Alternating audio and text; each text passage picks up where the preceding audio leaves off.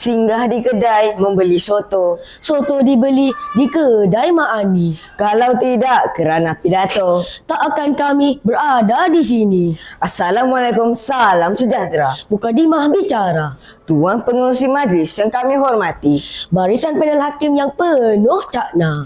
Penjaga masa yang setia dengan randiknya. Div-div kehormat serta warga hadirin sekalian. Rukun negara, asas perpaduan. Begitulah bunyi tajuk pidato kami hari ini. Saudara dan saudari, secara tuntasnya atau definisi seluruhnya, pidato yang akan kami dendangkan. Rukun negara adalah satu rangkaian prinsip-prinsip yang membentuk asas kepada keharmonian dan kestabilan negara Malaysia.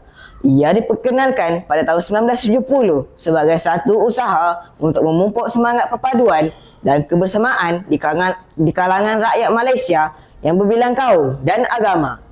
Hadirin yang saya hormati, Malaysia merupakan sebuah negara yang masyarakatnya terdiri daripada rakyat berbilang kaum yang mempunyai nilai hidup sosial, kebudayaan dan kepercayaan yang berbeza. Ini menyebabkan perpaduan agak sukar dicapai kerana setiap orang mempunyai kepercayaan dan pandangan hidup yang berbeza.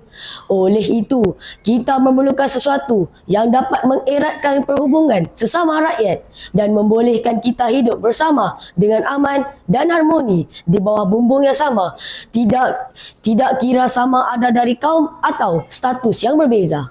Hasil pemikiran Majlis Perundingan Negara MPN yang dipengerusikan oleh Tun Abdul Razak Hussein, maka lahirlah rukun negara sebagai satu bentuk garis panduan dalam membina masyarakat yang bersatu padu, adil dan harmoni. Menurut Tun Abdul Razak, adalah mustahak rukun negara bukan sahaja difahami oleh setiap rakyat, tetapi juga diamalkan dengan sepenuhnya dan segala khidmat-khidmat yang terkandung di sebalik tiap-tiap perkataan dan kalimat rukun negara itu benar-benar menjadi darah daging. Sehubungan itu, rukun negara telah diisytiharkan oleh Duli Yang Maha Mulia Seri Paduka Baginda Yang di-Pertuan Agong Tuanku Ismail Nasiruddin Shah pada 31 Ogos 1970. Antara tujuan rukun negara adalah untuk dijadikan prinsip hidup semua rakyat negara ini dan menjamin perpaduan kaum dan keamanan negara. Mari kita telusuri prinsip yang terkandung di dalam rukun negara yang dapat menjamin perpaduan negara. Prinsip pertama, kepercayaan kepada Tuhan. Semua agama menyuruh umatnya melakukan kebaikan sesama manusia. Ini akan melahirkan sikap toleransi yang amat tinggi yang akan menyedarkan umatnya bahawa setiap perlakuan ada batasnya kerana ada hukuman dan balasannya. Sidang Dewan sekalian, kerana itulah negara kita banyak mengadakan acara keagamaan dan perayaan.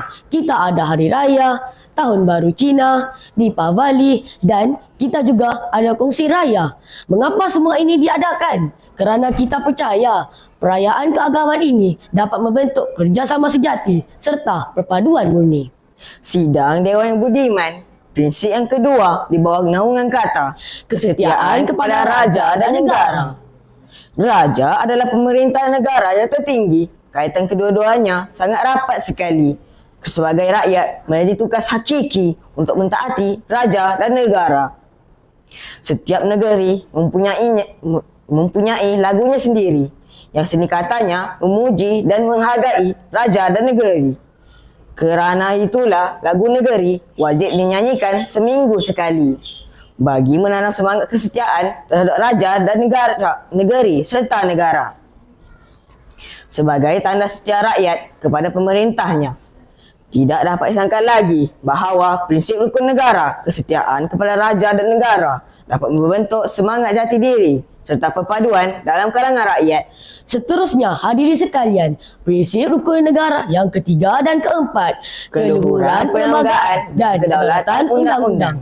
Negara kita yang berdaulat ini mempunyai perlembagaannya sendiri dan undang-undang yang mantap serta tepat, mampu menjadi aspirasi negara yang hebat bagi melahirkan masyarakat yang seimbang dan bersatu padu. Perlembagaan dan undang-undang sentiasa dipelihara sebagai wardah untuk memastikan perpaduan sesama kaum diamalkan. Kerana itulah perlembagaan dan undang-undang negara mesti dipelihara dan diawasi setiap masa. Hadirin yang disanjungi, prinsip yang terakhir iaitu kesopanan dan kesusilaan. Prinsip kelima ini menekankan perkembangan personaliti dan tingkah laku seseorang rakyat. Tujuannya adalah untuk membentuk warga negara yang bersopan santun dan bersusila selaras dengan kempen budi bahasa dan nilai murni yang dijalankan sekarang. Sifat individu yang bersopan santun dan bersusila adalah paling bermakna dan amat penting dalam konteks perhubungan antara satu sama lain dalam masyarakat pelbagai kaum di negara ini. Sikap bersopan santun dan bersusila patut diamalkan bagi membentuk seorang individu dan masyarakat yang berdisiplin serta bermoral tinggi yang akan membantu mewujudkan sebuah masyarakat yang berkualiti dan memantapkan perpaduan sesama rakyat. Kesimpulannya, rukun negara adalah penting dalam membentuk perpaduan dan keharmonian di Malaysia. 5 prinsip utama rukun negara membantu kita memahami nilai-nilai yang penting dalam membina negara yang stabil dan sejahtera. Kita semua harus memahami dan mengamalkan prinsip-prinsip rukun negara untuk menjaga keamanan dan keharmonian di Malaysia. Sekian dari kami, terima kasih.